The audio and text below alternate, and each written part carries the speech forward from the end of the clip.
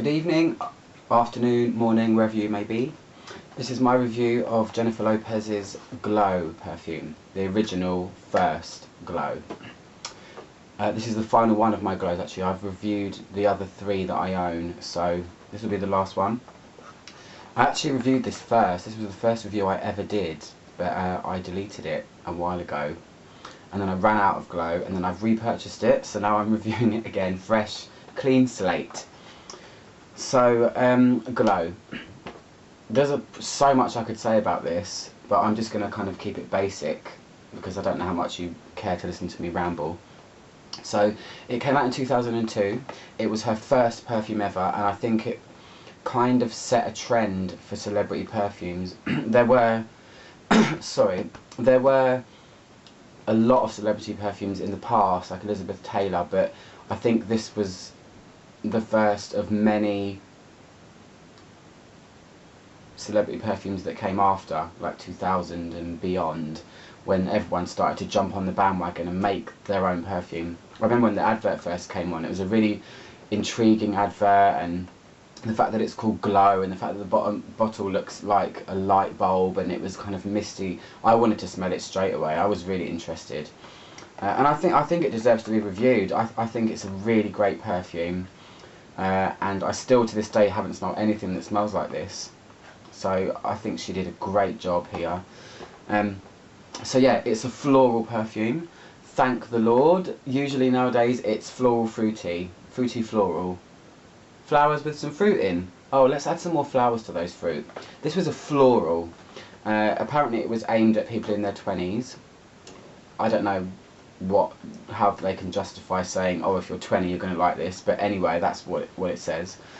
I'll tell you what's in it. So it's got, the top notes are orange blossom, neroli and pink grapefruit. She tends to favour pink grapefruit. It's in another one or maybe another two of her perfumes.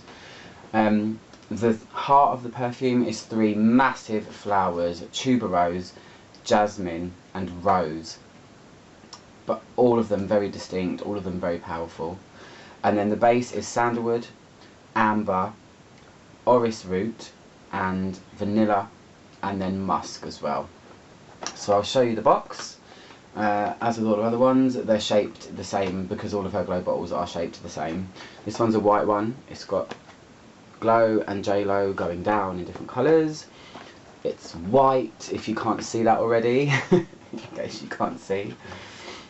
Let's have a look. So I think it's probably my favourite one of the all of the Glow bottles. It just seems to be really pretty. So it's got frosted glass. It's a kind of ambery, orangey liquid, and it has, like her other bottles, there's some sort of decoration on them, and this one has a little. You could use that as what you want, I suppose. You could hang that off your phone if you want. You could wear it as a bracelet. I don't know. But yeah, it's got J-Lo on the front. I've seen a few different ones. I've seen one where it actually says, I think it says Glow on the bottom. The emblem says Glow across there. But I've seen them in pictures. In shops, I've only ever seen it where it says J-Lo. But that's that. So yeah, this perfume, I'm going to spray it on my hand. If you're not really a fan of florals, or if you are, this one can be a shocker when you first spray it. It is floral, as in way floral. That doesn't give you much so far, but I will explain. It can be quite shocking when you first smell it, because I've never smelled anything like that before in the way of flowers. It's not the traditional combination of flowers or sorry, I'm losing my voice again. I talk too much. It's I don't know. It is very unusual, and it does have a strange tone that is going to sound really bad, but it kind of smells a little bit like hairspray. I agree with that. I've seen that said in reviews before, and I kind of agree. It has a very weirdly synthetic hair product smell to it, bundled on top with tons of flowers. The flowers in it, orange blossom is really, really powerful as well. It's very distinct. Neroli, I would say neroli and rose are the 2 main things in this perfume. Neroli to me smells kind of It's slightly kind of herbally orangey, but when it dries, neroli, it smells very classic floral smelling. It's really hard to describe, so I do apologise. You can really smell rose in this, but it's not the same as if you smelt a rose from a rose bush. It's perfumery rose, also very hard to describe. And jasmine for me, I don't really talk about it much in perfumes because it changes so much depending on what it's put with, and it can morph. It can be subtle jasmine, it can overtake, it can give you a headache, it can be very pleasant. In this it's there, but it's kind of overtaken by other stuff here. This also has a very clean vibe. I've mentioned that in my Miami Glow review and also my Glow After Dark review.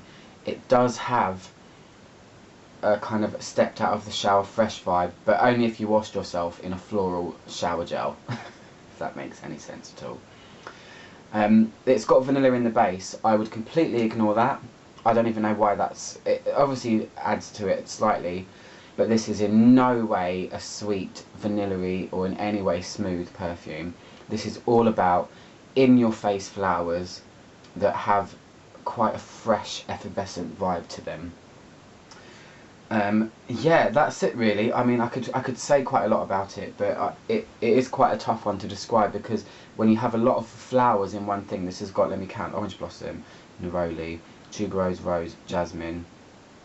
It's got 5, so you can kind of imagine how flowery it is. It depends if you like your perfumes like that, you'll like this. But I can imagine that this would be quite a divider. I think you might smell this and just be completely put off, or you need to let it settle and then really appreciate it. I would say what I do is, when I go to smell perfumes, is I spray them on my wrist in the shop, both wrists, and then I leave the shop and I kind of let it waft itself, because when you're moving your hands around you do catch wafts. If you spray it all over yourself, you don't always get the true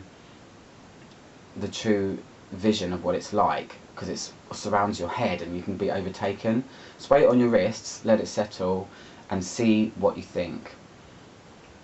If you go back to it again, you might find that you like it, because when I first smelled it I thought, wow, that's really different, that's really distinct, and I don't know if I want to smell like that, but I've grown to love it.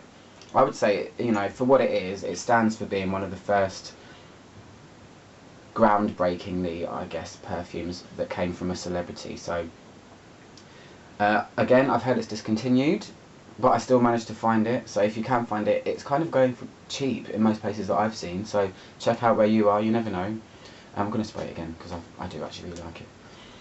But yeah, it's very pungent, but in a good way, and it's very, very, very flowery. That's the most nondescript thing I can give you, but think of neroli, think of jasmine, think of fresh, and think of quite strong and different.